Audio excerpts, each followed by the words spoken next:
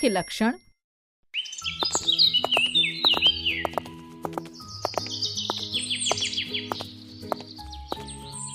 नमस्ते दीदी। नमस्ते बच्चों। अरे सवाली कहाँ है? वो आज स्कूल नहीं आएगी क्या? लो दीदी, सवाली भी आ गई। सवाली कहाँ रह गई थी तुम? और इतनी उदास क्यों लग रही हो? दीदी, आज सुबह माँ ने मेरी सबसे पसंदीदा फ्रॉक मेरे चाचा जी की बेटी को दे दी, इसलिए मैं उदास हूँ। अच्छा, पर उन्होंने तुम्हारी फ्रॉक किसी और को क्यों दी? माँ ने कहा कि अब वो फ्रॉक मुझे नहीं आएगी, अब मैं बड़ी हो गई हूँ। पर ये तो उन्होंने सही कहा। छोटी फ्रॉक तुम कैसे पहनोगी भला? कितना अच्छा होता दीदी यदि हमारे पसंदीदा कपड़े भी हमारे साथ ही लंबे हो जाते। हाँ संपर्क दीदी, फिर तो कितना मजा आता। ऐसा क्यों नहीं होता दीदी? इसे समझने के लिए तुम्हें सजीवों और निर्जीवों के बारे में अच्छी तरह से समझना होगा। सजीवों और निर्जीवों का इससे क्या लेना देना दीदी? क्योंकि सजीवों के विशेष लक्षण के कारण ही ऐसा होता है। कौन सा लक्षण दीदी? पहले जल्दी से स्कूल पहुंचो, बाकी बातें हम वहीं पर करेंगे। ठीक है दीदी।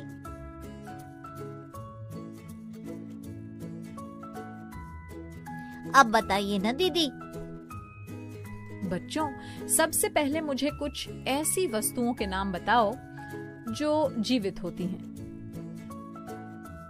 पक्षी, तितली, कुत्ता, बिल्ली आदि सभी प्राणी जीवित होते हैं। बच्चों, सबसे पहले मुझे कुछ ऐसी वस्तुओं के नाम बताओ जो जीवित होती हैं। बिल्कुल सही बच्चों। ऐसी सभी वस्तुएं जिनमें जीवन के सभी लक्षण पाए जाते हैं, उन्हें हम सजीव कहते हैं। अंग्रेजी में इन्हें लिविंग थिंग्स कहते हैं। पेड़ पौधे भी सजीव होते हैं। अरे हाँ, इनके बारे में तो हमें याद ही नहीं रहा। अब याद रखना बच्चों। दीदी, जो जीवित नहीं होते उन्हें निर्जीव कहते हैं ना? हाँ सवाली।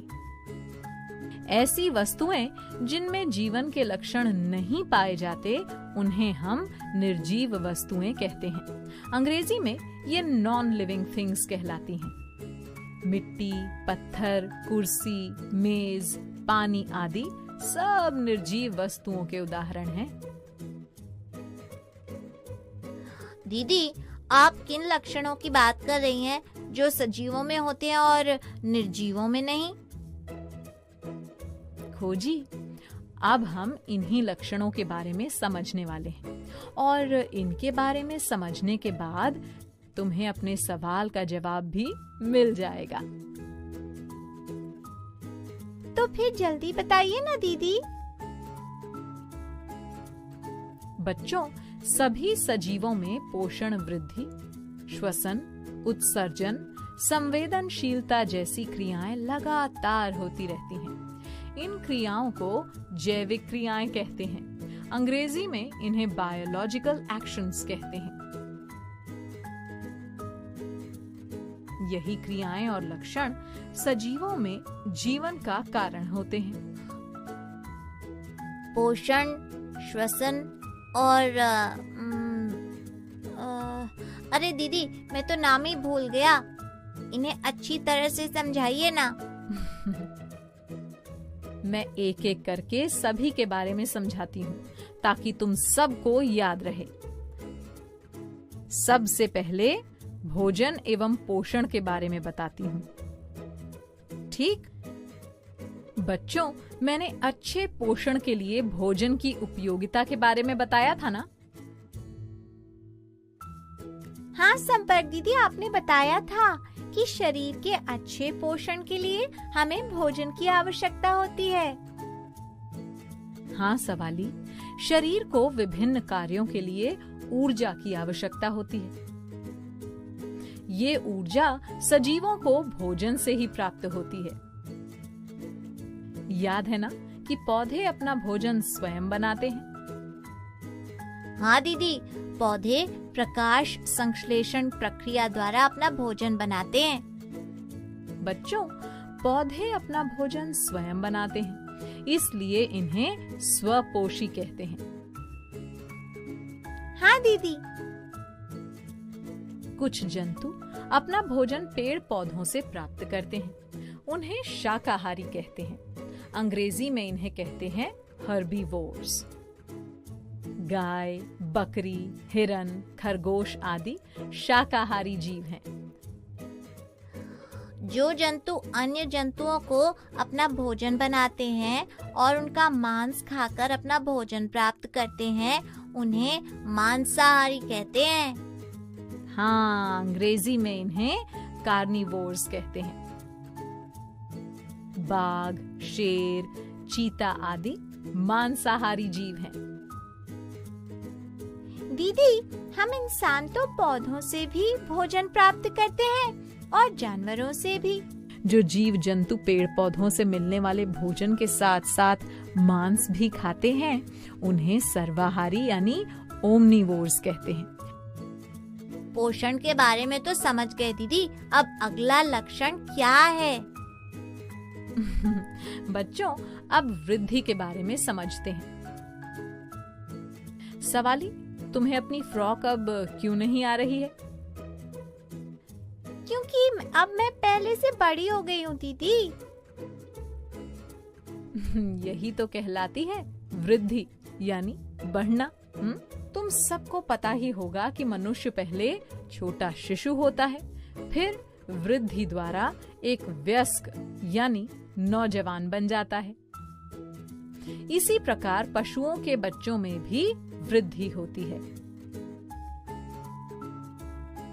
हाँ दीदी, पौधे भी पहले छोटे होते हैं और फिर बड़े पेड़ बन जाते हैं। हाँ बच्चों, सभी सजीवों में वृद्धि का ये लक्षण पाया जाता है। अब श्वसन के बारे में भी बताइए ना दीदी। बच्चों, सभी सजीवों में श्वसन यानी सांस लेने की प्रक्रिया होती है।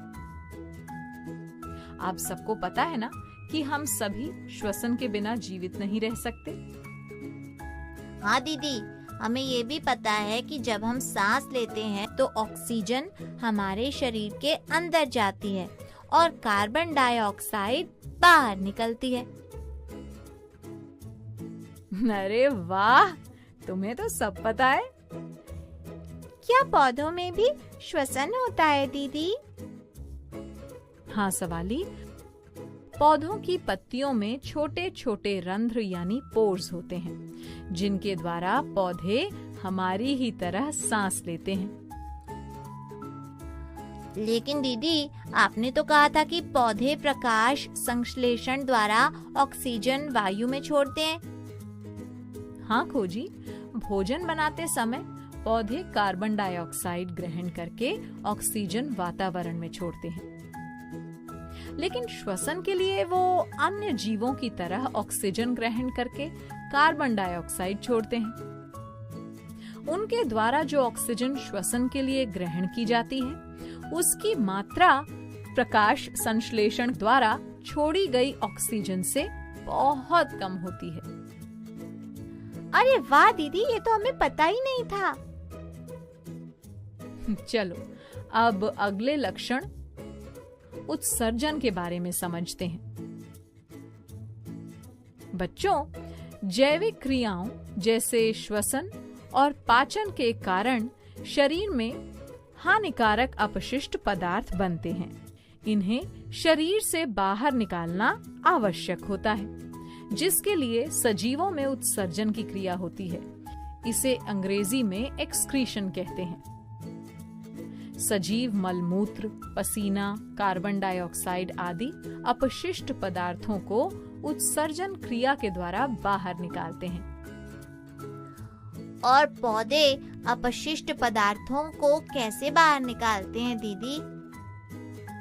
पौधे वाष्पोत्सर्जन द्वारा जल वाष्प और कार्बन डाइऑक्साइड का उत्सर्जन करते हैं।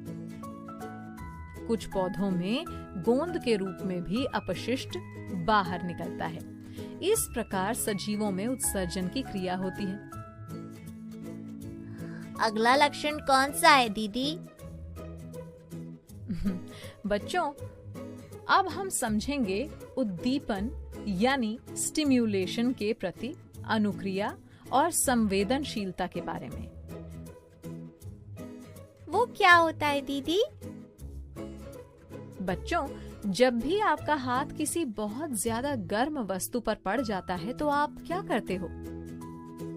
हम तुरंत उसे वापस हटा लेते हैं। जब तुम अपनी पसंद की मिठाई देखते हो तो क्या होता है? मेरे मुंह में तो पानी आ जाता है दीदी।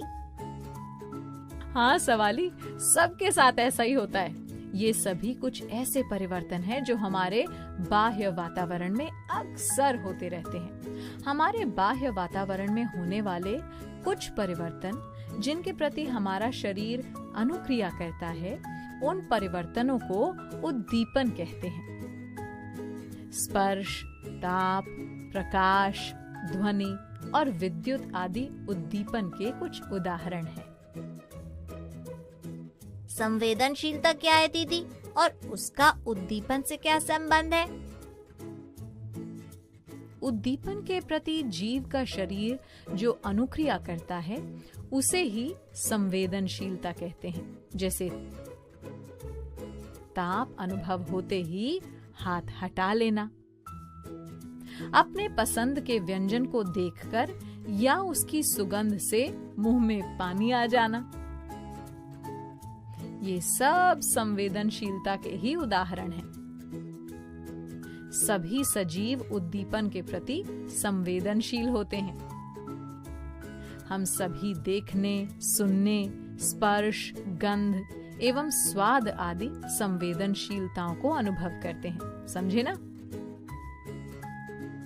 जी दीदी। बच्चों, आज के लिए इतना काफी है। बाकी के लक्षणों के बारे में हम किसी और दिन बात करेंगे। हाँ दीदी, नहीं तो हम भूल जाएंगे। सही कहा तुमने सवाली। पर दीदी, सजीवों के लक्षणों के बारे में जो भी बातें आपने बताई वो बड़ी मजेदार थीं। हमें सारी बातें अच्छी तरह से समझ में आ गईं। अगली बार भी हम ऐसी ही कुछ और मजेदार बातें जानेंगे। अच्छा बच्चों, अब तुम मेरे द्वारा बताई गई जानकारियों को समझ गए हो तो अब मेरे सवालों के जवाब भी दे दो, ठीक? सबसे पहले ये बताओ कि जब हम बड़े हो रहे होते हैं तो हमारे कपड़े कुछ समय बाद हमें छोटे क्यों हो जाते हैं? वो इसलिए दीदी, क्योंकि कपड़े निर्जीव होते हैं और उनमें वृद्धि नहीं होती, और हम सजीवों में वृद्धि होती है। शाबाश! अरे अच्छा, पौधों में उद्दीपन और संवेदनशीलता का एक उदाहरण बताओ। आप ही बता दीजिए ना संपर्क दीदी। बच्चों, जब हम छुई मुई के पौधे की पत्तियों को छूते हैं तो उसकी पत्तियां सिकुड़ जाती हैं। ये पौधों में स्पर्श के उद्दीपन के प्रति संवेदनशीलता का उदाहरण है। अरे वाह, एक और मजेदार